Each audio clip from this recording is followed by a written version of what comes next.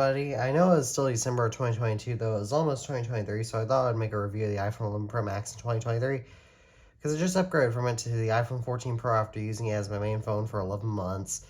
So is the iPhone 11 Pro Max worth it in 2023? Let's find out. So I guess as good of a place to start as any would be the battery life of the iPhone 11 Pro Max, which will vary depending on your unit's usage. However, batteries on bigger iPhones like these tend to degrade quicker. Like the one, my gold one, which made me upgrade to the iPhone 14 Pro. By the way, this battery was at 88% health when I stopped using it. No, 87, excuse me. Which, towards the end of my using the iPhone 11 Pro Max, I had to charge it about every 2 days. I don't use my own phone, and I don't really use my phone heavily. Now let's move on to the cameras of the iPhone 11 Pro Max. All four camera lenses are 12 megapixels, being the front camera lens, main rear lens, the ultra-wide lens, and the telephoto lens. And the iPhone 11 Pro Max is capable of shooting 4K or 2160p video at 60 frames per second.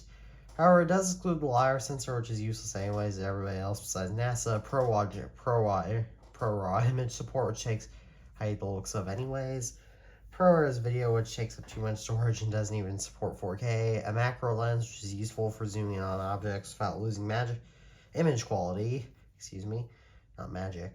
8K video, which is not a deal breaker not to have. Cinematic mode, which is useless anyways. And action mode, which may actually be a deal breaker because it stabilizes footage more.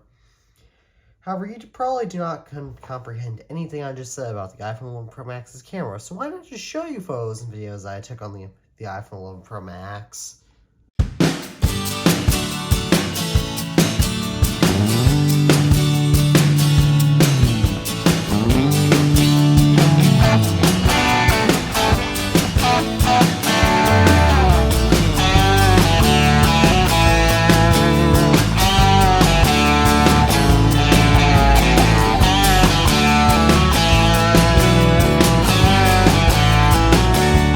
In my opinion, the iPhone 11 Pro Max does still have a good camera, though iPhones have come a long way since 2019 in terms of camera quality. And for reference, just look at the video that you're watching right now. It's being shot on my iPhone 14 Pro in low light. However, you'll be pleased to know that the iPhone 11 Pro Max still does have fast performance in 2023. So how's the design of the iPhone 11 Pro Max in 2023? Well, it is mostly still comparable to modern iPhones, excluding the large notch, which is the thing right up here in case you're curious, and the curved sides, which in my opinion look cooler and are more comfortable holding the flat sides of newer iPhones caseless. With a case, I prefer the flat edges. However, you may be wondering how much the iPhone 11 Pro Max costs and whether the savings are worth it compared to the overpriced iPhone 14 Pro.